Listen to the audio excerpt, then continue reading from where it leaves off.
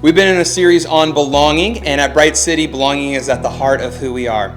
And a beautiful part of God's family is getting to share life together through diverse cultures and stories and even life experiences. And so today, we've asked some of our families to share dishes with us from their home countries, from Spain, Panama, Hungary, and South Africa, to give us the experience of trying something new.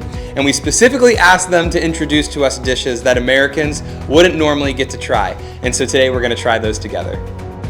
I'm Gareth. And I'm Elaine Lagrange. And we are from South Africa, and we have prepared the following dish today, which is a traditional farmer's meal. So on the right-hand side, we have what we call pap, which is a maize meal that has been ground up and made into almost like a mash. On top of it is what we have called chakalaka. It's a mixture of different vegetables and different components to make a sauce. Very unique to South Africa because it brings in different, essentially cultures into one sauce. On the left over here, we have what we call boerewors, which translated as farmer's sausage. It's a way that the farmers would make sure they got all the usage out of the meat. And on the left here is dessert. This is peppermint crisp tart. It's a no-bake dessert, just a couple of layers, including some chocolate from South Africa, which is very popular. And that is what we have for today's meal.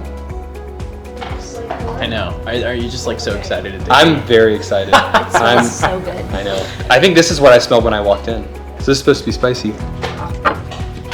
Oh, it's a good amount of spicy. That's really good. The pop has a similar texture to rice. It'd be like a rice substitute, maybe? Okay, I don't like brats. Like, one of my most terrifying un-American things is going to a cookout where they're serving brats instead of hot dogs. This is This is 90% beef. This is wonderful. I love the kick that you get.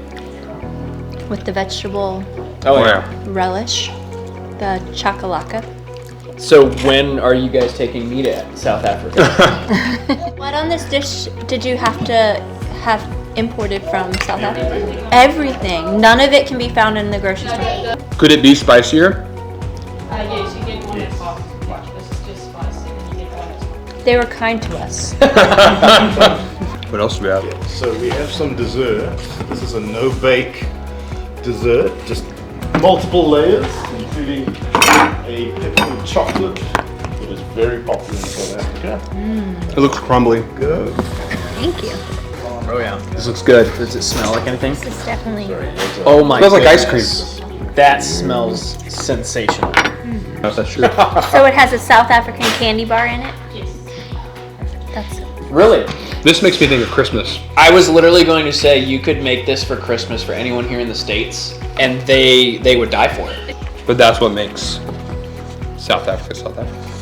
Yes, my name is Borna Lukacs, and I'm originally from Transylvania. Woo. And I'm a Hungarian, ethnic Hungarian from Transylvania.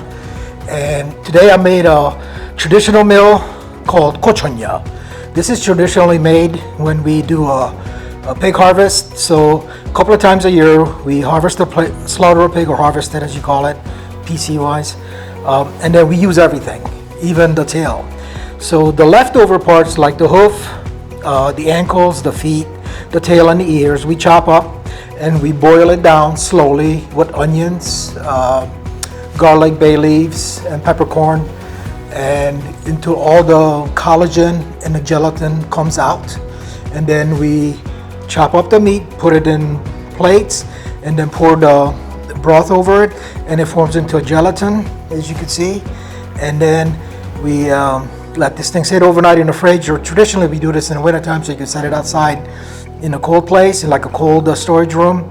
And then you eat it the next day with red onions. Now the red onions, because this is has a high collagen content, and it could be difficult to digest if you eat a lot of it. The red onions contain a lot of acid, so I put lemon juice and vinegar, let it sit overnight, and it kind of soaks out all the acidity in the juices and releases a lot of the sugar. So a combination of the kocsonya And red onions will make a perfect blend and helps your digestion, and also cures pretty much everything according to my grandmother. Also made some fresh bread. So normally we have this with fresh bread as well. So the way you eat it is basically, you pick the gelatin, you pick the pieces of meat, but it's got a lot of bone in it. So you just gotta suckle the meat off the bone. Ooh, nice. No, you kind of eat it without the bread. You eat without the Yeah, eat it bread. without you take a bite out of the bread as you eat that. I like that the pickled onions are in there. Traditionally, we make it around Christmas to New Year's, because that's when we slaughter the pig, especially in the villages. I know it's different. It's very Oh, it's different. good. When we asked someone to make something different, I knew Barna would deliver on that promise. Yeah, that's where my brain, like when it starts to taste that bone broth sort of taste to it, it like tells me, oh, this should be warm. What part of the pig is this? That's the ear.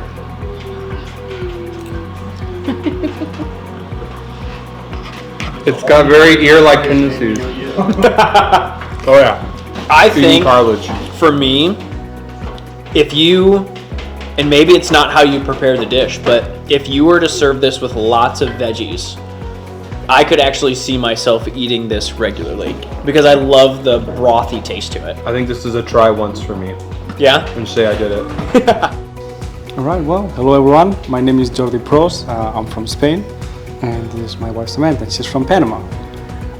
So for today, we tried to combine the two cultures as best as we could. So what we've made is some bread with tomato and then jamón serrano from Spain, kind of like a appetizer. And then the main dish is pork feet.